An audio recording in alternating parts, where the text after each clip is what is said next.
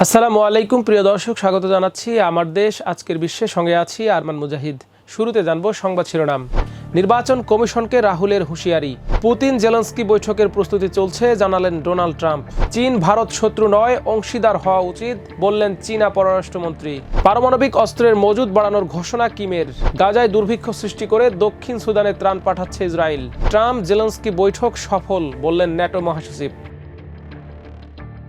দর্শক, এতক্ষণ শুনছিলেন সংবাদ শিরোনাম, এবার বিস্তারিত। ভারতের জাতীয় রাজনীতিতে আবারও সরব হলেন কংগ্রেস এমপি ও লোকসভার বিরোধী দলীয় নেতা রাহুল গান্ধী। বিহারের গয়ায় ভোটাধিকার যাত্রায় অংশ নিয়ে তিনি সরাসরি দেশের নির্বাচন কমিশনকে নিশানা করেন। রাহুল অভিযোগ করেন, বিশেষ ভোটার তালিকা সংশোধন কর্মসূচি আসলে ভোট চুরির নতুন কৌশল। তার দাবি, কমিশনের পক্ষপাতিত্বের ফলে গণতন্ত্র ক্ষতিগ্রস্ত হচ্ছে। রাহুলের বক্তব্যে 3 শীর্ষ নির্বাচন কমিশনার জ্ঞানেশ কুমার, সুখবীর সিং সান্ধু এবং বিবেক যোশীর নাম উঠে আসে। তিনি হুঁশিয়ারি দিয়ে বলেন, আজ মোদিজির সরকার, কিন্তু আগামী দিনে যদি ইন্ডিয়া জোট ক্ষমতায় আসে তাহলে এই 3 কমিশনারের বিরুদ্ধে ব্যবস্থা নেওয়া হবে।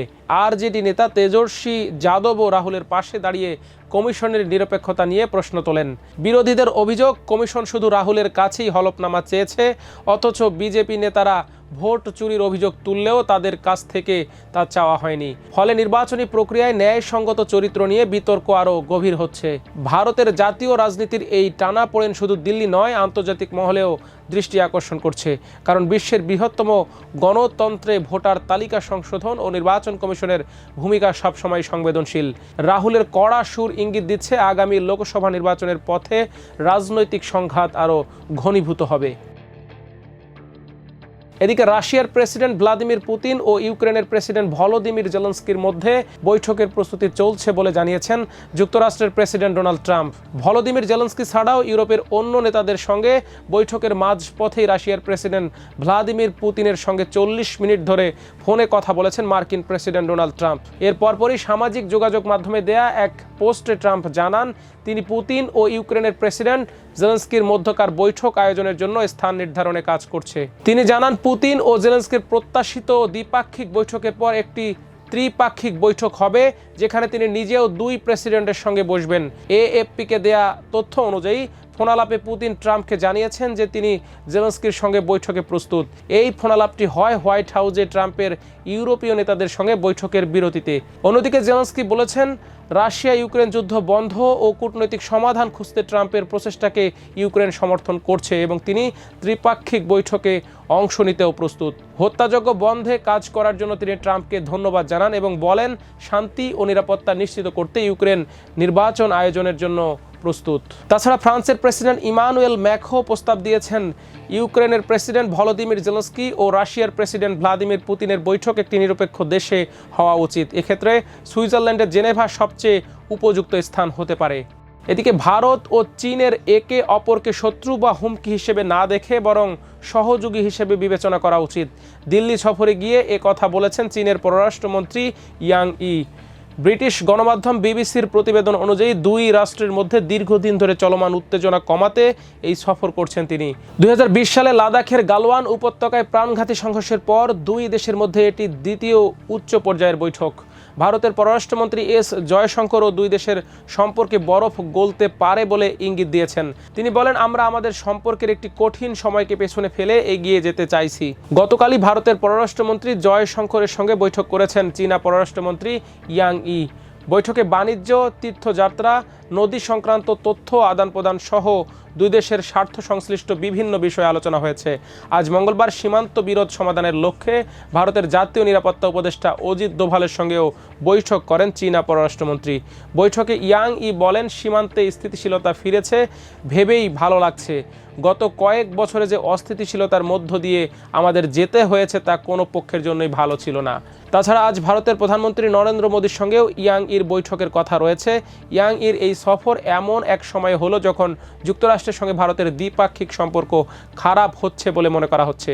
সম্প্রতি মার্কিন প্রেসিডেন্ট ডোনাল্ড ট্রাম্প রাশিয়া থেকে তেল ও অস্ত্র কেনার কারণে ভারতীয় পণ্যের ওপর 25% অতিরিক্ত শুল্ক আরোপ করেছেন। এর ফলে মোট শুল্ক 50% পৌঁছে গিয়েছে, যা এশিয়ার দেশগুলোর মধ্যে ট্রাম্পের আরোপিত শুল্কের মধ্যে সর্বোচ্চ।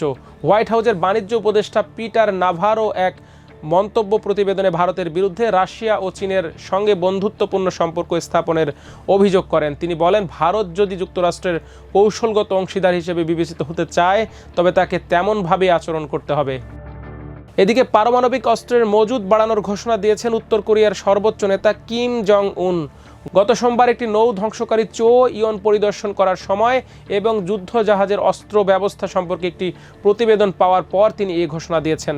কিমের উদ্ধৃতি দিয়ে দেশটির সরকারি কোরিয়ান সেন্ট্রাল নিউজ এজেন্সি জানিয়েছে, যুক্তরাষ্ট্র দক্ষিণ কোরিয়ার তীব্র সামরিক জোট এবং পেশি শক্তির নড়াচড়া যুদ্ধের সূত্রপাতে তাদের ইচ্ছার সবচেয়ে স্পষ্ট প্রকাশ। তিনি বলেন, বিদ্যমান পরিস্থিতির জন্য আমাদের বিদ্যমান সামরিক তত্ত্ব ও অনুশীলনে আমূল এবং দ্রুত পরিবর্তন আনা এবং পারমাণবিকীকরণের দ্রুত সম্প্রসারণ করা প্রয়োজন। তিনি আরও বলেন, বর্তমান বৈশ্বিক নিরাপত্তা পরিস্থিতি নর্থ কোরিয়াকে দ্রুত পরমাণু অস্ত্র ভান্ডার বাড়াতে বাধ্য করেছে।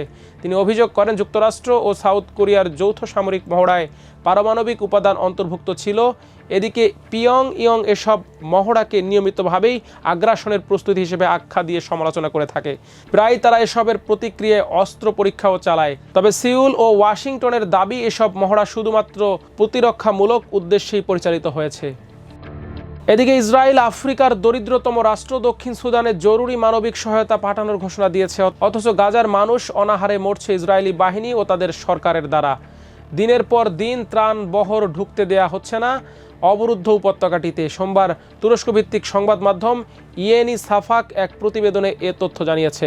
এতে বলা হয়, ইসরায়েলের পররাষ্ট্রমন্ত্রী গিদিওন সার এক বিবৃতিতে বলেছেন, দক্ষিণ সুদানে চলমান ভয়াবহ মানবিক পরিস্থিতির কারণে আমরা ঝুঁকিপূর্ণ জনগোষ্ঠীর জন্য দ্রুত সহায়তা পাঠানোর সিদ্ধান্ত নিয়েছি। প্রসঙ্গত, বর্তমানে দক্ষিণ সুদান ভয়াবহ রাজনৈতিক অস্থিরতা, কলেরা প্রাদুর্ভাব ও তীব্র খাদ্য সংকটে ভুগছে। সরকারি ঘোষণায় জানানো হয়েছে, এই সহায়তার মধ্যে থাকবে রোগীদের চিকিৎসার জন্য প্রয়োজনীয় ওষুধ, পানি বিশুদ্ধকরণ সরঞ্জাম, গ্লাভস ও মাস্ক, বিশেষ হাইজিন কিট এবং খাদ্য সামগ্রী। গত সপ্তাহে ইসরায়েলের উপপররাষ্ট্রমন্ত্রী শ্যারন হাস্কেল রাজধানী জুবা সফর করেন। এর আগে গণমাধ্যমে গুঞ্জন ওঠে যে গাজা উপত্যকা থেকে ফিলিস্তিনিদের দক্ষিণ সুদানে পুনর্বাসনের বিষয়ে দুই দেশের মধ্যে আলোচনা চলছে। তবে দক্ষিণ সুদান এই দাবি দৃঢ়ভাবে প্রত্যাখ্যান করেছে। এদিকে জাতিসংঘ সমর্থিত বিশেষজ্ঞরা সতর্ক করে বলেছেন, গাজায় ভয়াবহ দুর্ভিক্ষ তৈরি হচ্ছে। যুদ্ধ শুরু হওয়ার পর থেকে ইসরায়েল সীমিত আকারে ত্রাণ ঢুকতে দিচ্ছে এবং বহু কনভয় পথে লুটপাটের শিকার হয়েছে।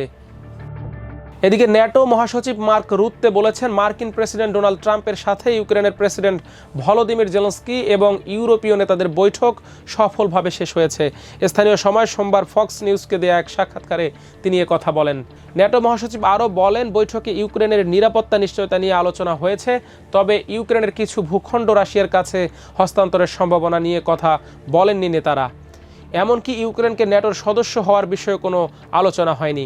ন্যাটো মহাসচিব বলেছেন, রাশিয়ার সাথে শান্তি চুক্তি হলে যুক্তরাষ্ট্র ইউক্রেনের নিরাপত্তায় সহায়তা দেবে। একে তিনি একটি অগ্রগতি বলে অভিহিত করেছেন।